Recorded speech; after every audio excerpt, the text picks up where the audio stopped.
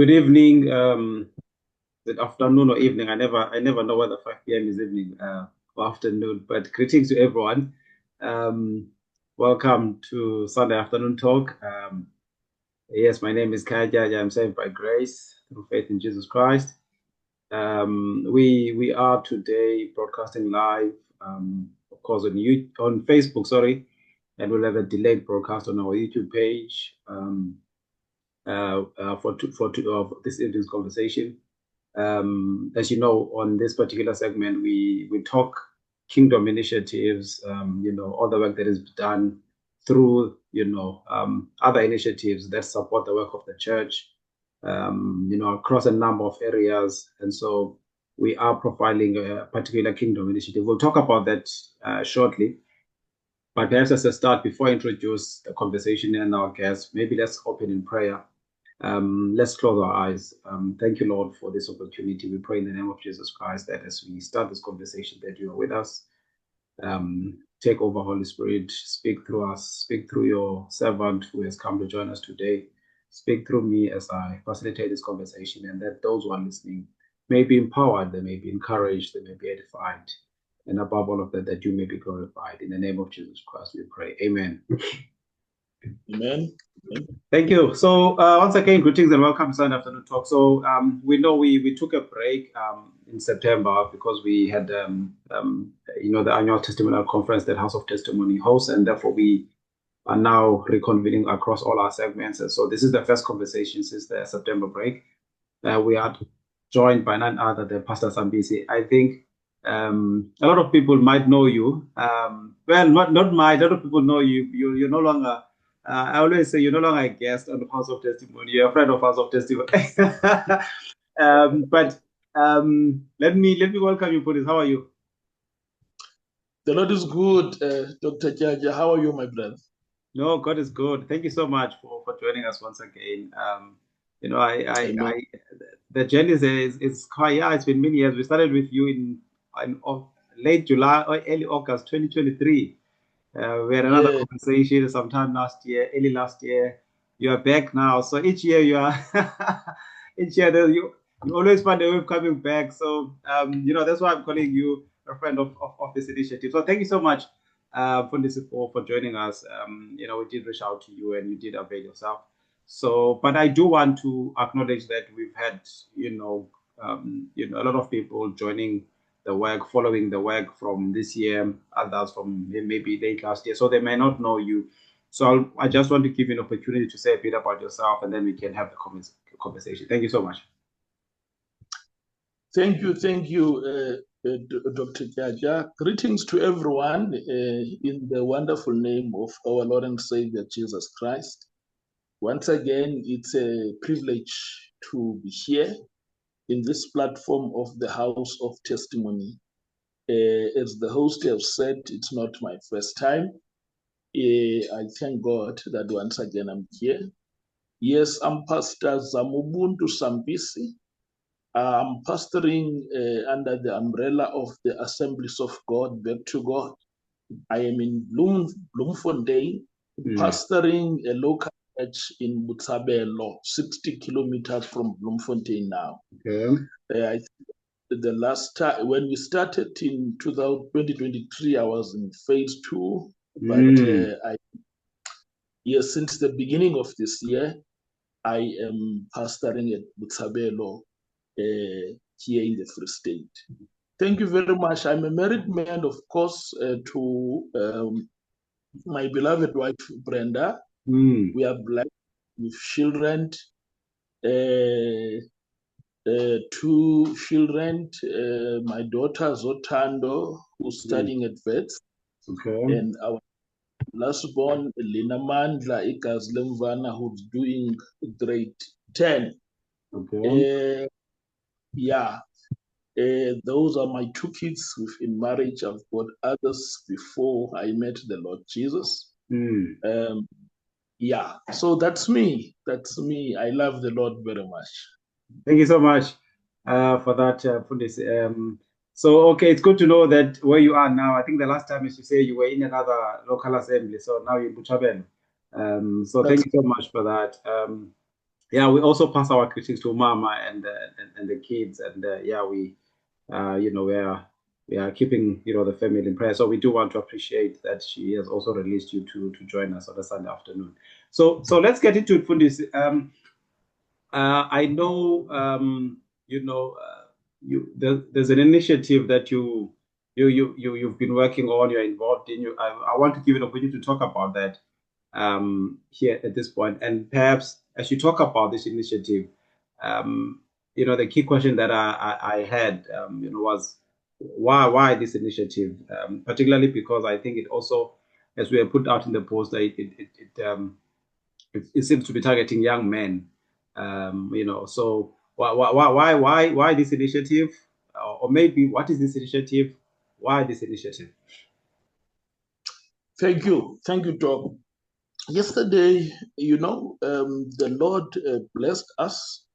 We had this gathering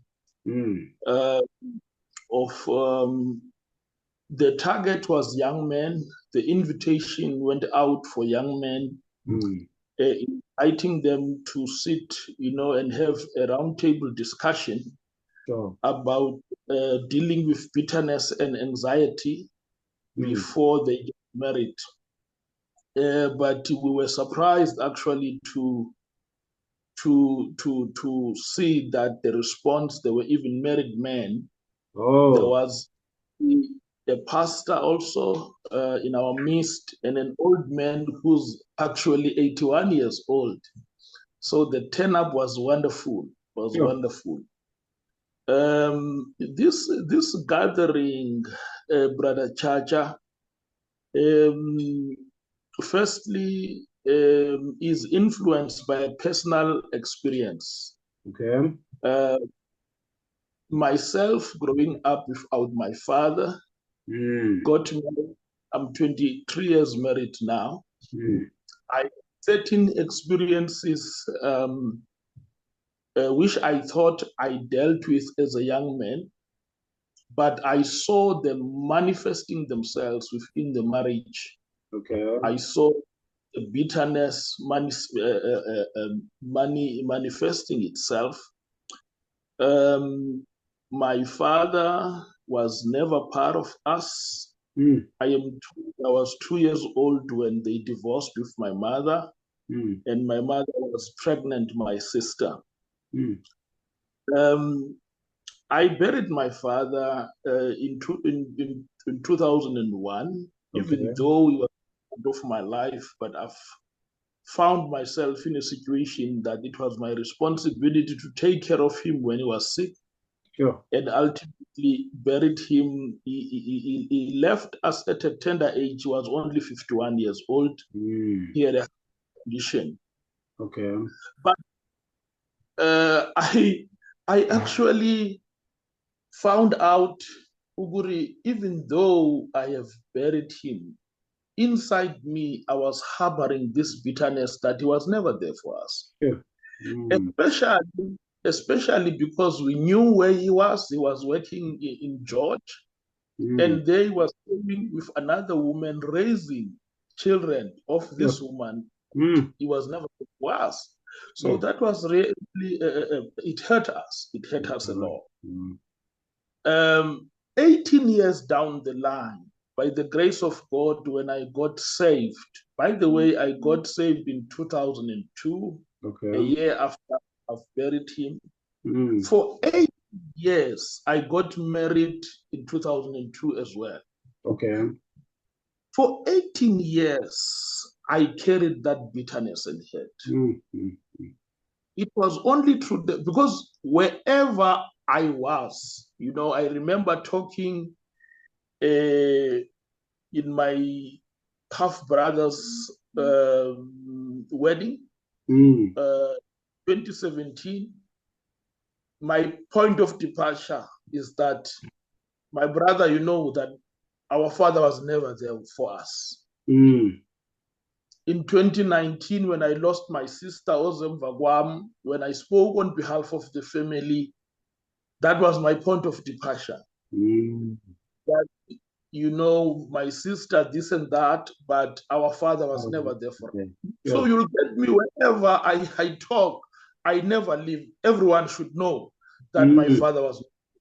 In 2019, you know, here in Bloemfontein, we had a men's court list, what we refer to court list, men's conference, you know, in simpler words. There was a gentleman who's a men's organizer from Swaziland. Okay. He preached and gave a testimony that he's a product of a polygamous marriage.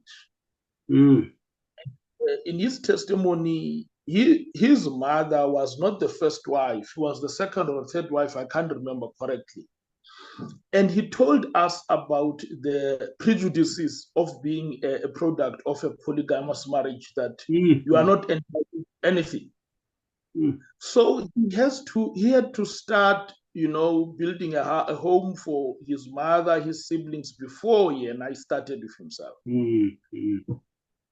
But what gave me a breakthrough and what helped me is the part of his testimony wherein he said the Lord sustained him all through until he attained his qualification. He was a manager at Hulex.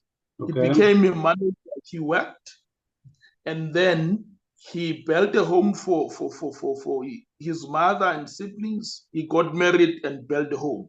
He reached a stage when he received Jesus. He had to forgive his father. And because he was saying, I didn't die in the way. The Lord sustained me. I am here now. I've got my own family. I've got a job. I've got a house. I've got assets. So I've decided I am forgiving my father, because even the polygamous marriage, my father found himself in that marriage. It's a culture that he didn't create. Yes. A cultural thing. So some head comes not intentionally, but because of, you know, other circumstances. So he reached a stage wherein he forgave and told himself, let me thank God for what I have. And serve God with what I have, and found joy in Jesus and in salvation. So that's when I found my breakthrough. Okay. But you know, the fact that I've lived for 18 years, Brother Chacha. It's a long time. It's a long time being bitter for someone that I've buried. This person is no more. I cannot go and reconcile with this person. I've buried this person myself. So I've realized that, you know, there are hurts esikhula nazo, which cause bitterness, resentment, and anxiety. And many times we don't deal with them. We get into marriage not have dealt with those things. For an example, omunye ukhuliswa by a single parent. The father, he was no father figure. That manifests in the marriage and cause problems. He cannot be there. He's present, but he can't be there for abandoned heart. Omunye, the mother was not there. Now he'll expect the wife to love him as a mother, not as a wife. Then conflicts start in the marriage. I can see that. One, personal experience. Secondly, in my 10 years of pastoring, I've been close to students here in Bloemfontein, in the University of the Free State and Central University of Technology. A number of boys came to me for counseling, and they shared with me the hurts about men as they grew.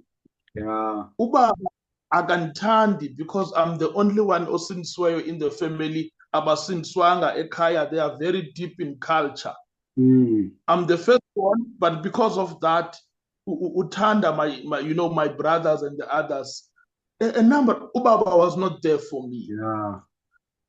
You know, so omunye usindisiwe ukhuliswa ngabazali, but he was a firstborn. He didn't receive the love from the parents. The love was given to the others. So I have identified these heads in the process. Lastly, my church, the Assembly of God. You will know, Brother Chacha, yourself, you are growing in that background. There's a group for mothers where there are teachings. Omama bafundisana khona, omama badala bafundisa umakoti. Yes. There's a group for girls. Yes. Wherein omama preparing them for marriage. Yes. There's a group for fathers. Lapho kufundiswana khona. But there's no group for young men. There's no group for young men. You know, and if these young men attend inkonzo zobaba, we teach them how to be MC at church. We groom them how to be an evangelist for revivals, how to be how to be. You know, we teach them as if they will be preachers. We forget that these young men must be husband and father. Paul. You get a situation wherein lo muntu akakwazi ukuba ngumyeni ekhaya. Ufuna ukuba ngumvangeli lapha ekhaya. Ufuna ukuba lapha ekhaya athethe izilwimi. Uyayiqonda dog. Akakwazi ukurelate nabantwana bakhe. Enatsikeni enkonzweni uzobasiza abanye abantwana abanikeze all the love. No. I've seen a lot of that myself. I've seen a lot of that. Do you understand what I mean? Then there becomes problems. Ekhaya, when he has to be a husband, even, you know, inkonzo yase bedroom, uzo spiritualize everything. Kanti akuvuthwa la, ungumyeni lana, ungutata la.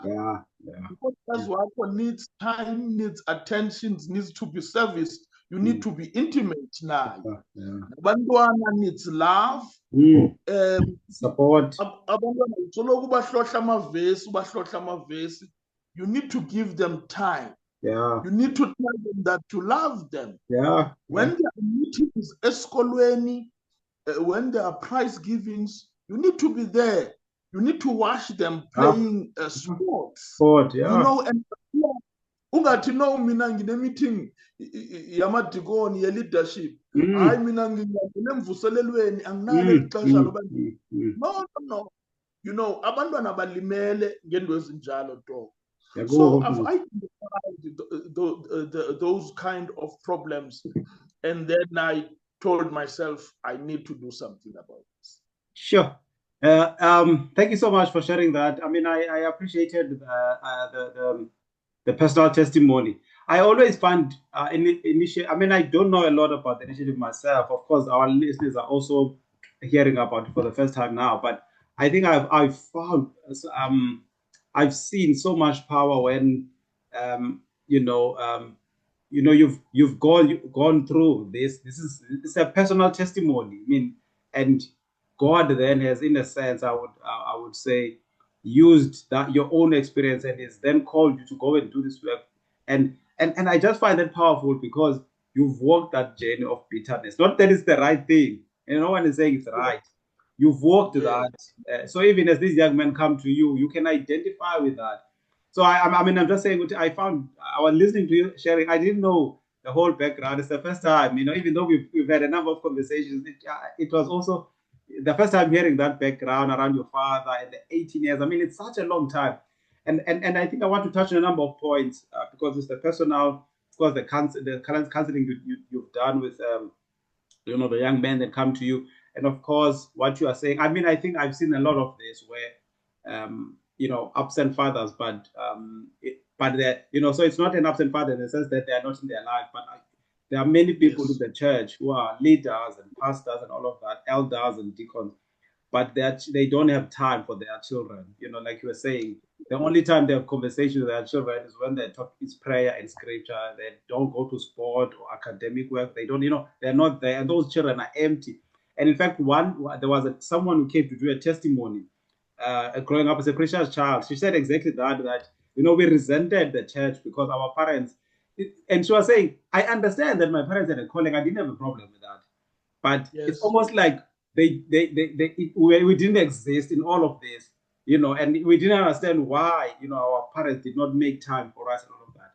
But I want to go back to the personal testimony in the sense that, you raised something very important here that personally I also never thought about, in that ultimately you are saying you want to prepare these young men for marriage to be good husbands and fathers.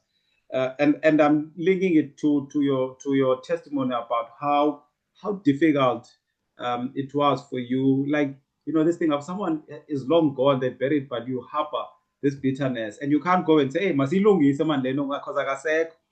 And so I wanted to follow up on that one to say, of course, you've identified this for a young man. In particular, you're saying young men, given the gap and all of that. And so in my mind, I'm just trying to understand, Nguti, in your experience, how big of, what is the extent of this? I don't want to use the word damage or this bitterness and this, these childhood traumas, for lack of a better word, in terms of what you have seen.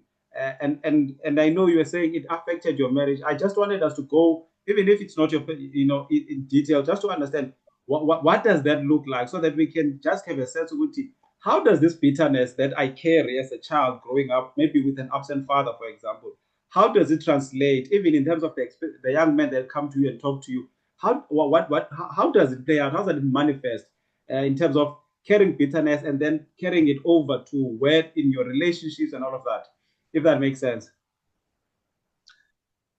Brother Jaja, these childhood traumas, they are quite big, and they are playing. The damage done by it's very big, and unfortunately, it's not always identified.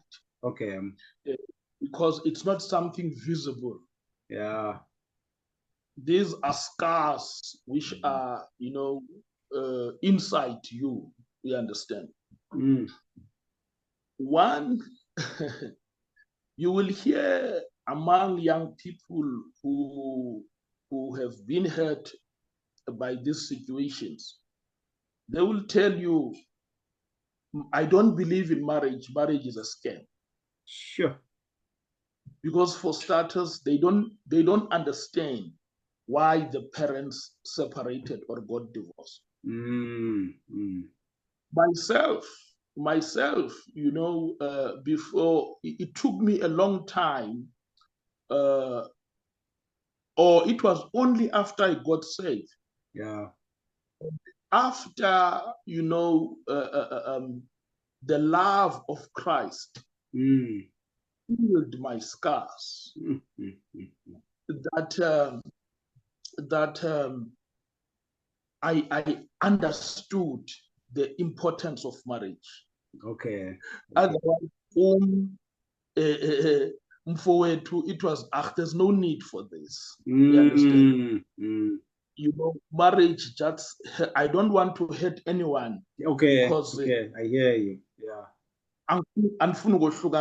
It might not work, and then kube sekukhabantwana, and then uzawuhetisheka nabantwana. Yeah, okay. But look what it has done in my life. When I introduced myself, I mentioned 2 kids because ngaba sihlala nabo sibakhulileyo basemshadweni. Yes. But actually, I am having 6 kids. I've got 4 kids before marriage. That is the kind of damage a situation in Jalo it's me.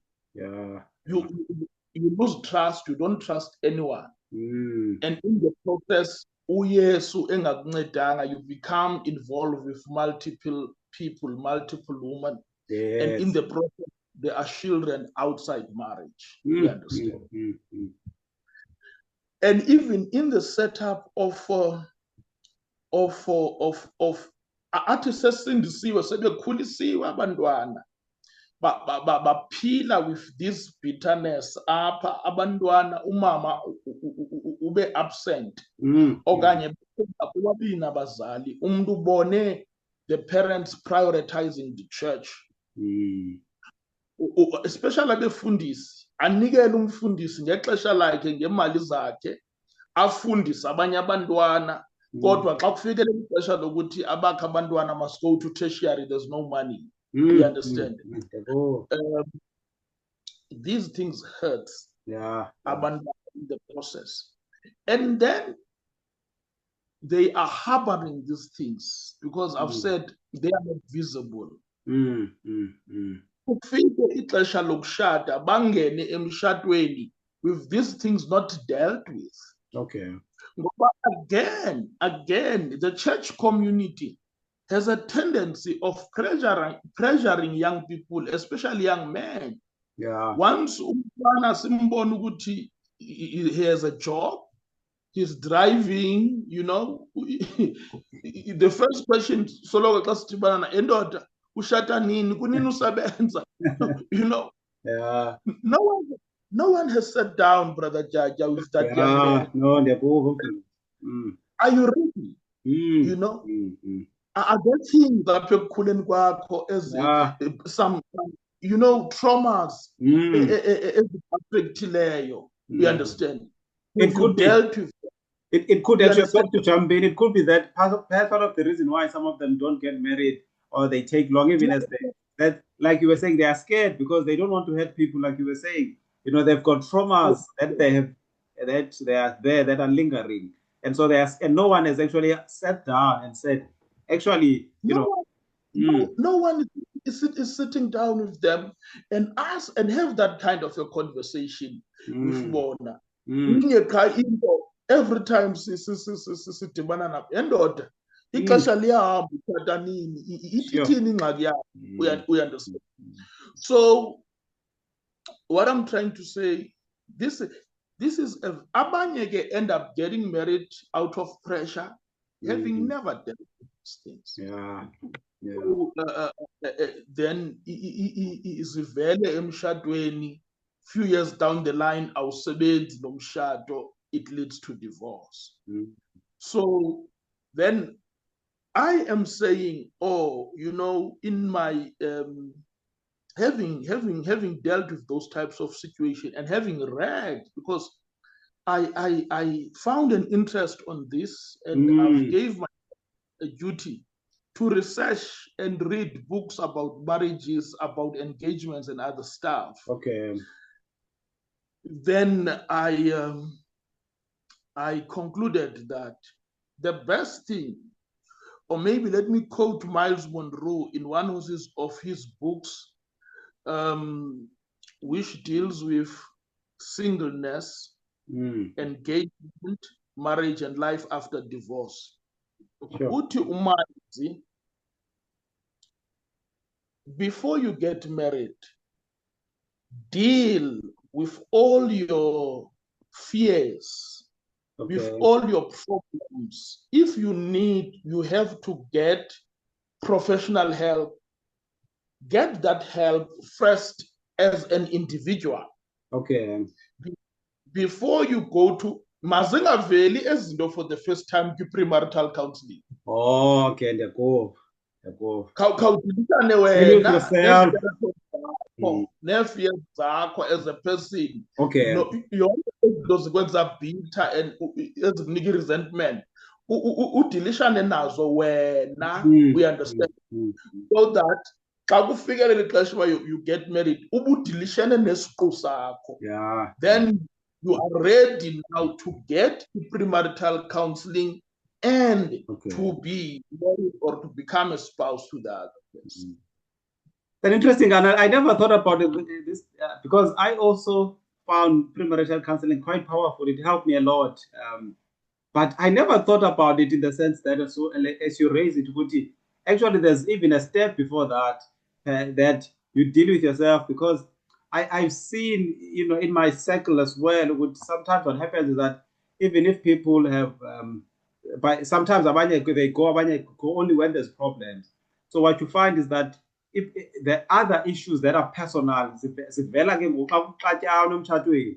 then meaning that those issues were never, as a person, now you never dealt with your own issues. Yeah, but, so it's almost like, in fact, I was thinking about this, you were speaking, I almost feel like it's almost like a cycle that continues now, in the sense that if your father was not there, for example, or you were raised in an environment where one of the parents was that, then you know, perhaps even if you still have hope for marriage and all of that, and you get married, for example, by God's grace, then even in that marriage, it's almost like that cycle continues, because and then those things come up, and then maybe your parents were separated, now you get through a cycle of separation, so it becomes now this thing, because actually you never dealt with things yourself. Those things come up in marriage, you end up divorcing, and then your children now, let's say your children of marriage, also now end up growing up in that way. Now their parents were divorced, or it's almost like the cycle continues, for lack of a better word.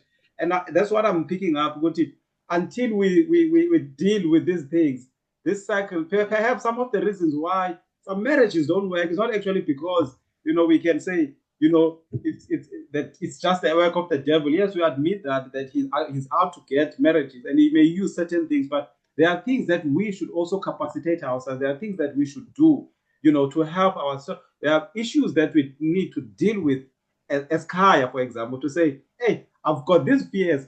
Actually, when I was growing up, I actually had this problem with my father. Actually, when I was growing up, I had this issue.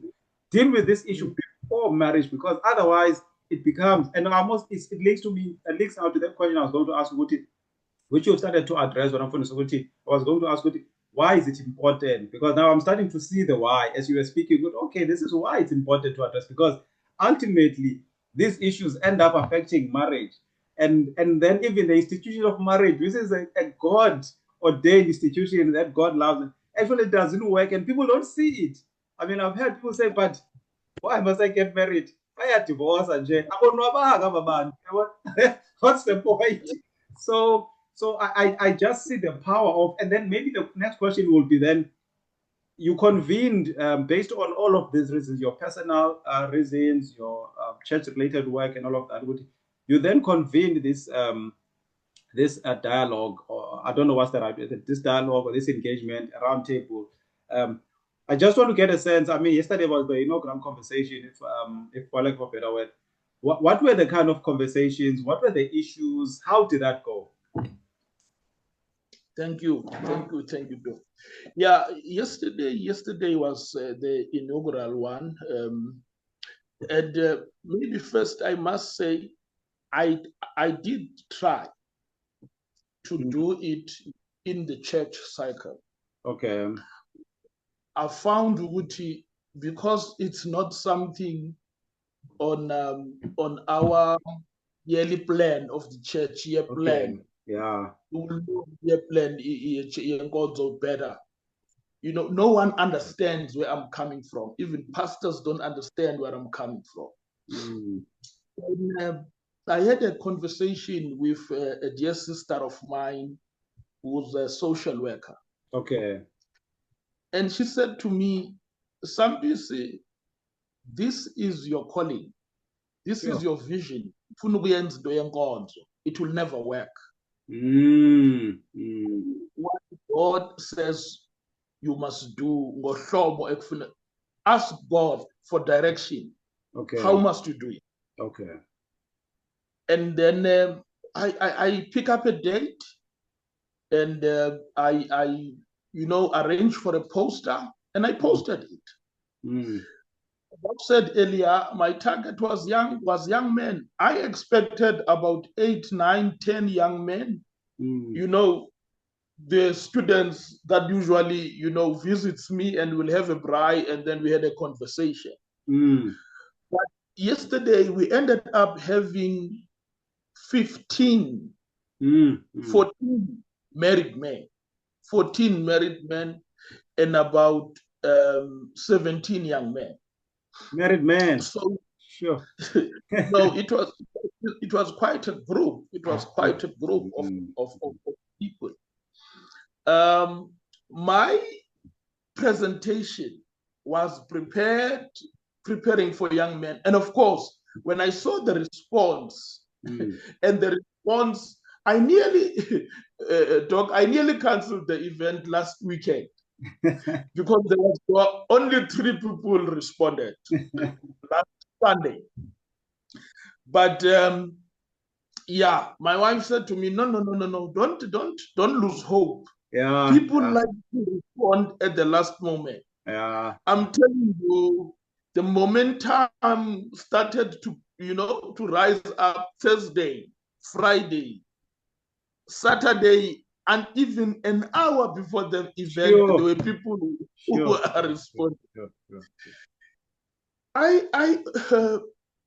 My point of departure, I quoted a scripture in Psalms 51. I think it's verse number 10, wherein David said, "Restore to me the joy of my salvation." Okay.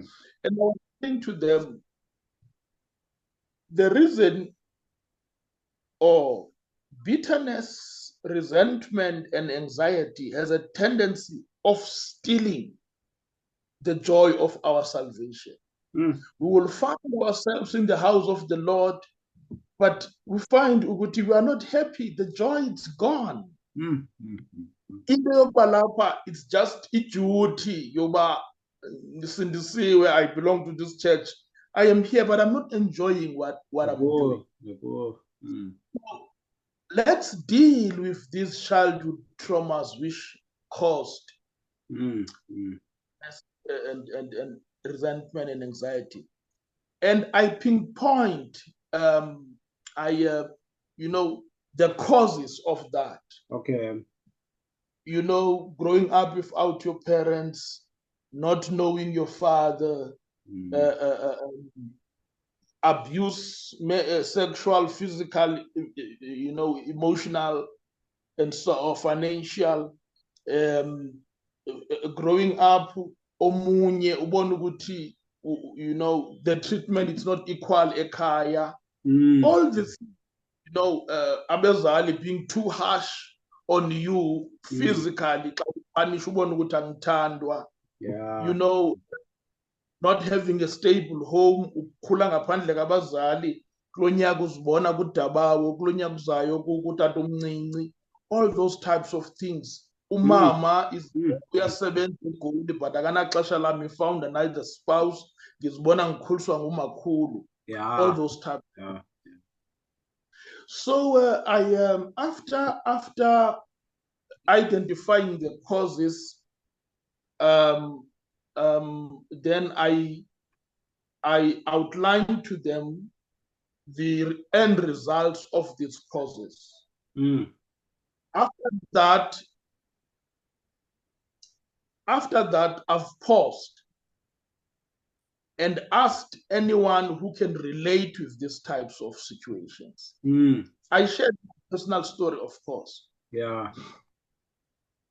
There was a struggle. It was difficult for men to, as you will know, amadoda akululanga ukuthi, Sure. Then I identified that there's an issue of trust. Okay. Time we meet, abanye bethu abazani, because there were even about 3 or 4 men who are not from our church, who are not even born again. It's a bit difficult to share personal testimonies. Okay. Because of trust and so on. But after some time, there was 2 or 3 who also shared, we understand, their testimonies. And then after that, I said, okay, right, let's leave personal testimonies. Do we acknowledge that there are traumas which cause bitterness? Do we identify with some ways and is kanganyile? Then we agreed with that. And then the next question was, what do we do about them? Do we stay corner, and because we don't trust each other, or what are we going to do about that? Then if we say we are going to do nothing, let's close this session, so Hlukane. Mm-hmm. Or if we are saying we need to do something about these things, then let's talk. Mm-hmm. I abandoned my presentation, I abandoned my script, and we started talking. Yeah. The conversation flowed. Amadoda acknowledge ukuthi hayi injalo le nam ikhe yandivelela. Uyabona, umama wasishiya kumkhulu sibathathu wayohlala nomyeni wakhe wasilibala. You understand? Omunye mna ngikhula ngabazi abazali ngizobazi sengina 21. Uyaqonda? Omunye ngafumanisa ukuthi utata wayengiphika sisakhula, lonto yangihlala, you know, ubomi bonke. The only reason ngafumanisa uDabawo ishare ukuthi ngathi ngizalwa I was a spitting image of my father. That then waqala ngolo hlobo ukungamkela. Uyazibona into ezinjalo. Even now in relationship. Then the discussion came, yaqhubekeka. And then I had to leave the other parts of the sure, I understand. Yeah. We conversed about izinto zivelayo. And Abanye said, no, actually, it's the first time besizokuva ukuthi yini lo siphathele yona. Now that we have introduced it, we think that we must have another conversation. So we will asohlukane, but let's have a date. Let's have another conversation. And we'll come forward, you know, freely, and let's have a WhatsApp group. Let's learn masifundane so that we gain trust of each other. Trust. Yeah, next time we think a conversation. In fact, we agreed yesterday, this cannot be a once-off thing. It has to be continuous. Build that trust, and then in the process, how do we help each other? Wow, thank you so much for this. You know, before I ask the last question, I wanted to say, encourage you because I can understand where you are coming from, because when you are organizing something and you start to feel good, hey, there's no response. I wonder if this is this the right thing to do? Are people ready? Because sometimes I think you will understand. Sometimes God can give you a vision, and then perhaps, you know, it's not going to materialize now because people are not ready. So they need time to get ready, and then the vision will start to happen over time. But I believe it's the time. I don't think now I believe like Mama, it was not a matter of, I think God was my views and I think it's a wonderful time, to be honest, to be having this conversation. And personally, I mean, if this kind of that gathering was here in East London, I would have been there. I won't lie. You know, these conversations are very important for particularly on as it relates to men, because we can both agree. It's not easy for men to. I can understand even the trust issue. What is so surprising to me is that even married men came, because it confirms exactly what you were saying about is the things even affect people who are married. These things follow, like you're using your own example, they follow you into marriage. So I get the sense that even people, when they saw that poster, they're like, hey, perhaps because I think people we always have that sense. Hey, there are things that sometimes you are scared to go and address. You are bitter for the fact that your father was. So even in your, and but you are too scared to go back. So when they saw those posts, they're like, hey, maybe it's an opportunity for me now to be part of conversations. And yeah, like Usisi that you were mentioning, I also believe that this is a vision that God has given you, and that you must run with. I'm not surprised, to be honest, that after those conversations, there is an interest to continue. I think they start this way, then it builds. So you must just be ready for what is coming, because it's going to be a big movement, because men need it for this. And for me, it's even great that it's a man of God who's leading it, because we need to, the fact that even born again people came, sometimes God works in ways that we don't see. So I just feel that in my spirit to say that this, I can just see how this thing can be so helpful for men, because men can sometimes, I think the challenge we have is that even in our families, sometimes we cannot confide in certain people because we don't want them to know everything. or in the church or in something. And it's not to say it's wrong, but sometimes we want a totally different environment. I like that the fact that you were doing it in a dry environment. You are having lunch or dinner. People can be free. So I think I am just inspired, to be honest, that these conversations are happening. We need to deal with bitterness. We need to deal with trauma. We need to deal with all of these things. So that for me, it talks personally to the issue of healing. This is about healing men. And so maybe the last question is, now that you've had the inaugural conversation, now that you've seen what there are WhatsApp groups, something developing. I know it was your inaugural conversation. Perhaps you have not had time to pray and think about it, but what is the thinking going forward around this movement? I also don't want to push to say it must come to the Eastern Cape now or it must go there, but I think we want to give you that space to be prayerful and seek guidance. But what are your plans, Mundis? Maybe that's the summary of the question. Okay, thank you, Doc. Firstly, yesterday we agreed that we need to have a follow-up conversation. We have a date on the 1st of November on a Saturday. We are going to come together again. Okay. We don't want to stay a very long time until we forget or the momentum it's broken. Yeah. So that's the first thing. We are meeting again. Secondly, Brother Jaja, I've as a pastor, this issue of dealing with of creating a platform for men, I have made it a personal responsibility. Whenever God opens a door for me, even if it's in the pulpit, I am going to advocate about it. Secondly, having noticed that there is, or maybe let me finalize this as a pulpit. You will know our church at the Assemblies of God, every Sunday we are praying led by 1 Timothy chapter 2, from verse 1 to 8. Yes. There is verse number 8 there. Esoloko ihlala enhlizweni, and I know amadoda amaninzi ayayibaleka leya verse. Lapho Apostle Paul athi, I wish or I will that all men raise up clean hands and pray without doubt and without wrath. Ndingamadodonga ngaphakamisa izandla ezingcwele engenangqondo engenantandabuzo.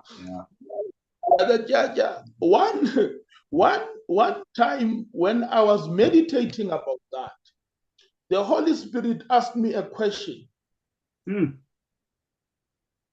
Gave me a vision of hands and told me ukuthi izandla ziyabamba zingcole.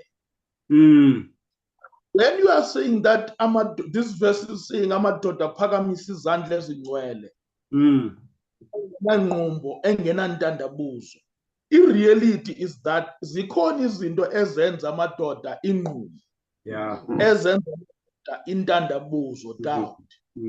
Are you creating, as pastors, as the church, are you creating a platform where the spiritual hands of men are being washed? Sure. So that bathandaze ziclean. Sure. That was stuck with me for a long time. I had to go back to God and ask, uthi mangithini ngale. Yeah, this is a scary vision. Yeah. You understand?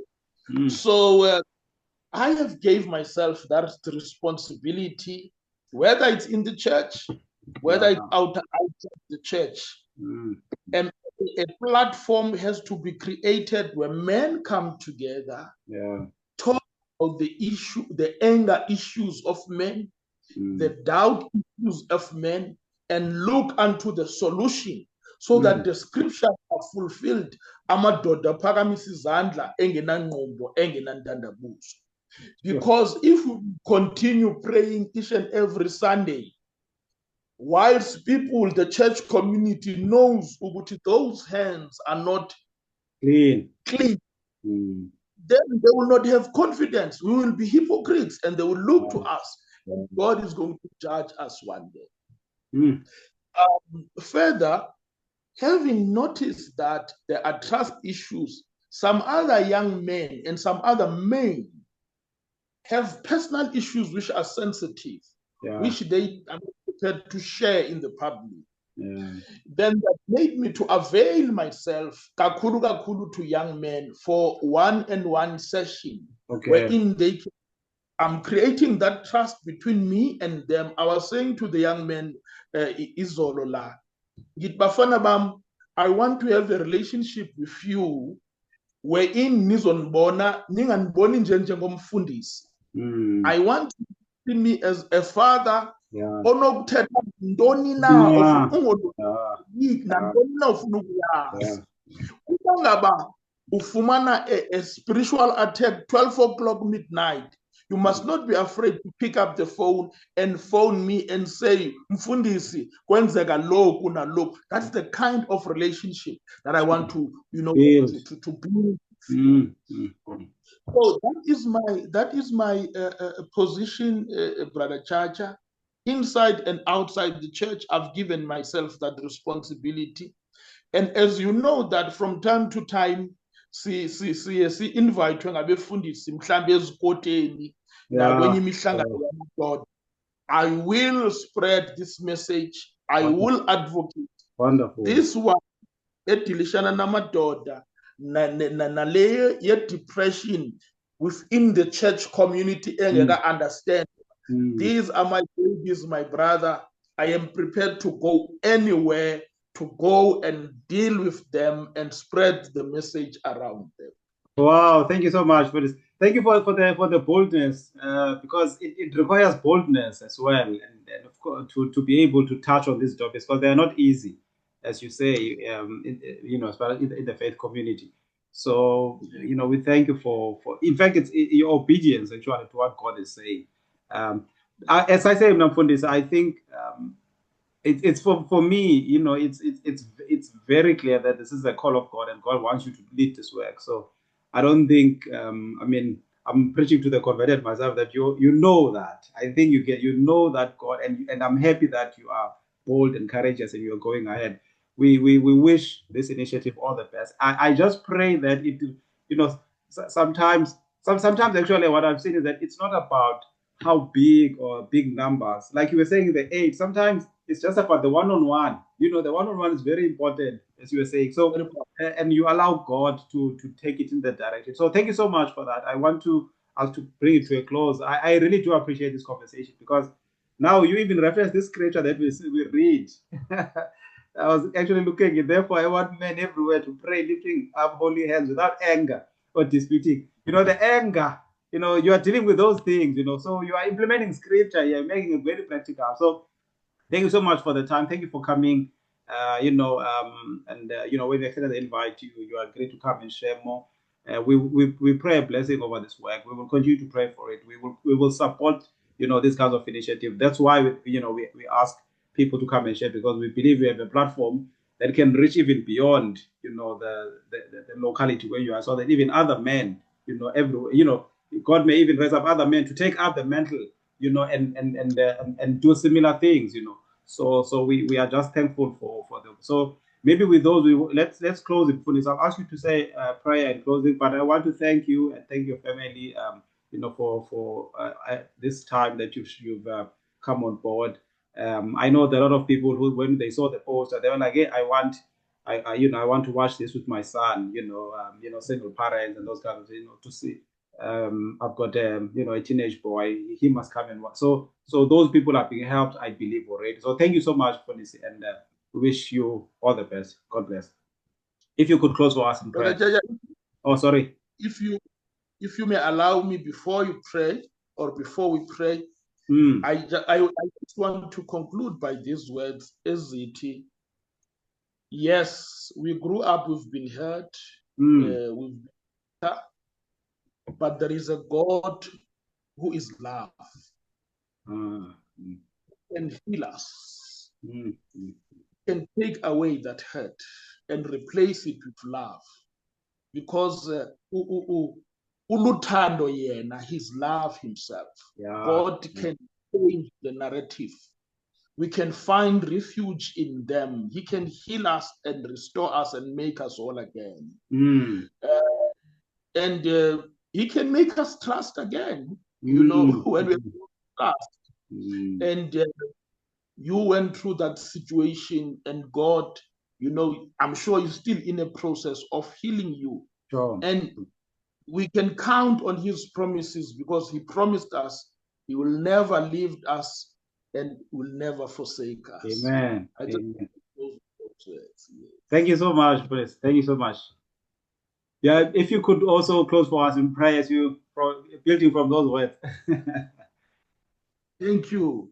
Let us pray. Father, in the name of Jesus of Nazareth, we thank you so much for the gift of life. Father, we will never stop to thank you for the gift of your son Jesus that you have gave to us, who came down, who was crucified, who died, buried, but resurrected, so that you may have everlasting life.